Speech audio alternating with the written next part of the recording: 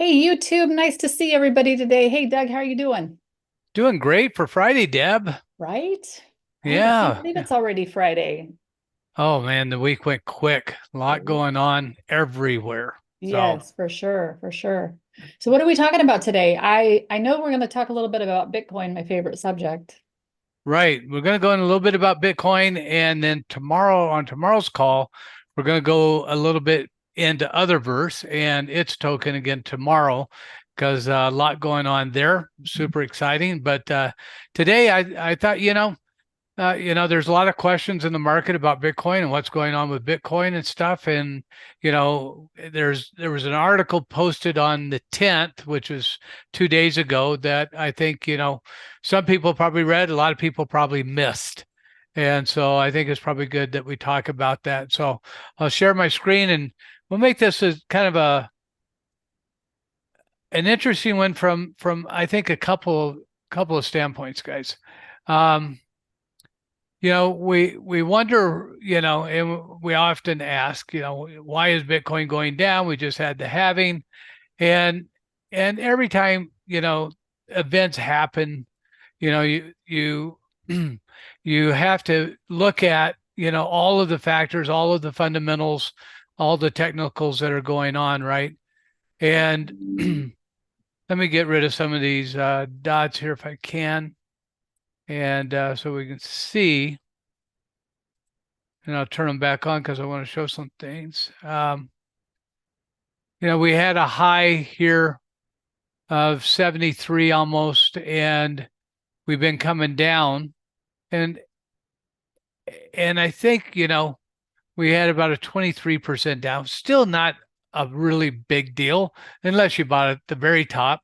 Um, but then, if you use cost averaging, those kinds of things don't matter. But really, what's kind of going on, right? And this article that came out on the 10th, Deb, talked about, some things with Mount Gox and miners, and there's actually things about the U.S. and Germany selling different funds, right? And there was about, I think in the article, they talked about right here, $20 billion worth of assets being sold off or Bitcoin being sold off. And I went on to, and I don't know if it's here, yeah, Chat GBT, and I asked, really, what is the effect of that 20 billion is about 2% of the hypothetical 1 trillion Bitcoin market capitalization value. It's not a lot in terms of the percentage size, but it is in terms of the daily market volume. It's a lot to be dumping into the market. And so for me, that's extremely good news because I understand why the price is going down, and I understand that that is a temporary fundamental reason, meaning that it's not technical. It's not just that the market's hitting barriers and breaking barriers and the market's losing faith in a coin. I think this causes parts of the market to lose faith in the coin because they feel that down pressure and they don't understand it. And then they think things are over.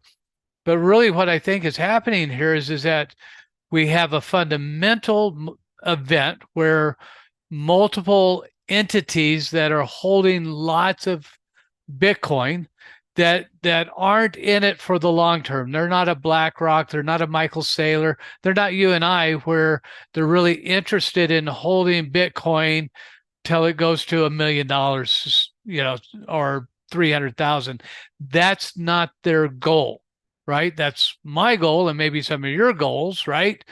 But they are liquidating to pay debts in some cases, to just liquidate for whatever reason they're liquidating. Miners are liquidating to recover cost of equipment and so on. But we can understand the liquidation, and that liquidation is going to cause, like I said, some fears in the market that are going to drive the market down some, creating wonderful opportunities for you and I, as long as we, understand cost averaging, as long as we don't get in, like I always say, too much, too soon, too high, too heavy, right? We want to make sure that we're doing that in a way that allows us to take advantage of a sell-off that is temporary, and is temporary because of a fundamental unique situation that is causing a sell, right?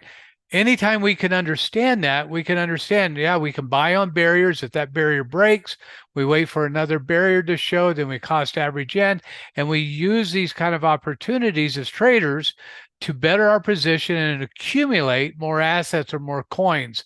So I think, very likely, this is probably one of the big factors that is actually playing into this down pressure. Then you have to reverse the question. You have to say, okay, after they get pretty much sold off and the daily volume is still has an appetite, still hungry for more Bitcoin, right? And there's not a sell-off to fill that appetite, what happens, right? Then the market starts pushing back up. So, again, as Deb always tells you guys, we're not financial advisors. We're just traders. We're, for educational purposes, trying to get people to understand what is going on in the market and what, how things are kind of playing out. And this is a great scenario, right? Because this really gives us an opportunity to see a fundamental event that is not long term, because they will run out of Bitcoin or slow down in selling their Bitcoin at some point. The appetite for Bitcoin should stay high in the market because of all of the things that are going on, just like the judge, was it yesterday? I think it was yesterday, maybe 2 days ago. The judge just ruled in the the SEC rulings where where they were trying to really battle it out whether Bitcoin and Ethereum was a commodity or a security, right? Yep. Well, they found out that it's the judge ruled that it's a commodity, right? So all of these things line up with the longevity of Bitcoin. Yes, that's This is a great. short term, Deb. Mm-hmm. So Anytime anybody brings up Mount Gox around, Bitcoin discussion, I'm really interested in what's going on, because that was the story behind Mount Gox was so seedy. It's one of the first, I think it's right, the first exchange that it was the only place to get your Bitcoin, right? And starting in 2010 and 2014, they just mysteriously kind of went away. Well, it turned out they did file bankruptcy, and this movement that's happening right now on Mount Gox, what I read was it is completely about repaying creditors from back in right, 2014, when it just shuts off. The whole yeah, exchange shuts off. right, Yeah, so that's interesting. There hadn't been any move. That's 10 years of no movement in the Bitcoin that was sitting in Mount Gox, and here now we're going to start seeing some fairly significant sell-off. Can you imagine having the Bitcoin from 2010 or 11 or 12? I know well, my first Bitcoin was in 2014. That's when I bought my first Bitcoin. Um, and I sure do wish that I would have held on to that first little right. bit. I don't even think this goes back that far. Well, it should. So No. no, I can't get back there. But you think about, you know, what was Bitcoin in 2010, you know, and you think of the creditors and the debt that was created by some of these events. Well, the value of Bitcoin today compared to back then, Yeah. right? We're they're paying off all the creditors. There is, in some cases, in some of these situations that we've had recently, the increase of the value of the crypto offsets the event that caused the bankruptcies and the debts, Right. right? Right. And that doesn't happen in any other any other industry. You don't have a company go bankrupt and then the value of the company goes up through the roof, so all the creditors get paid. That just Right. doesn't happen. It doesn't Okay. happen. Yeah. Yeah. But anyway, so the real key here, and Deb was kind of pointing that out, is that we have a short-term fundamental event that's affecting the market, that creditors have to be paid off, and different things are going on with, Germany and some of the other stuff. But all of it has a limited window in terms of the number of Bitcoin they have to sell.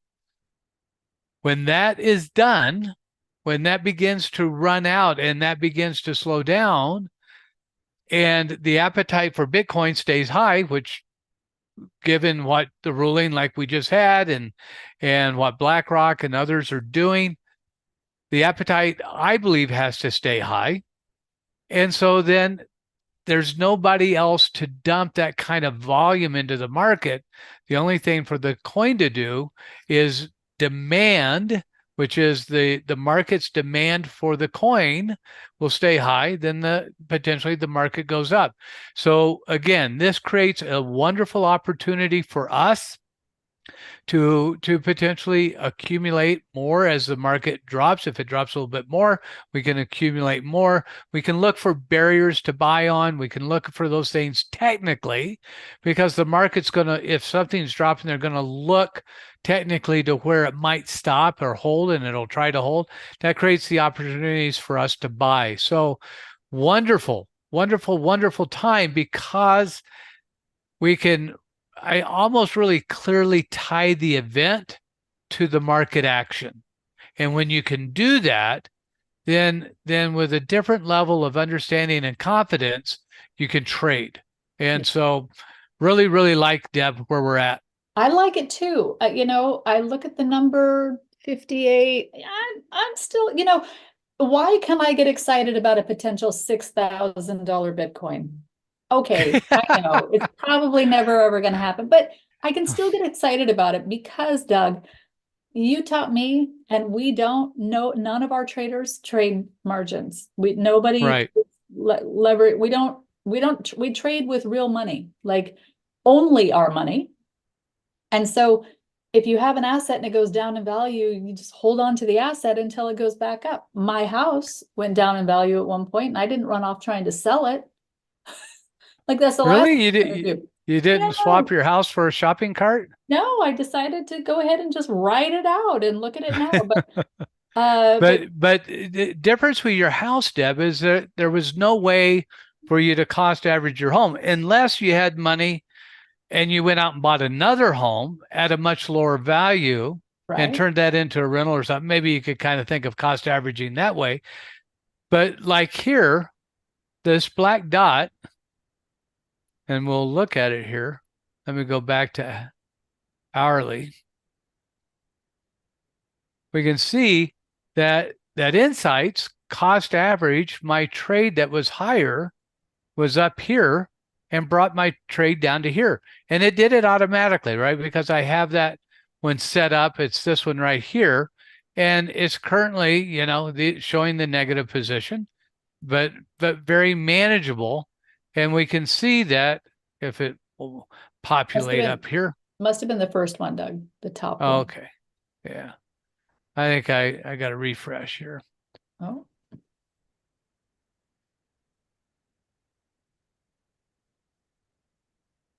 But we can see the black dot has cost averaged it down.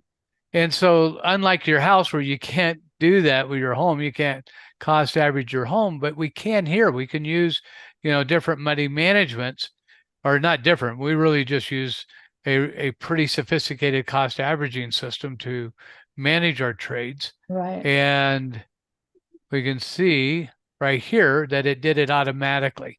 There it is. Okay. So it's on auto. It cost averaged it down.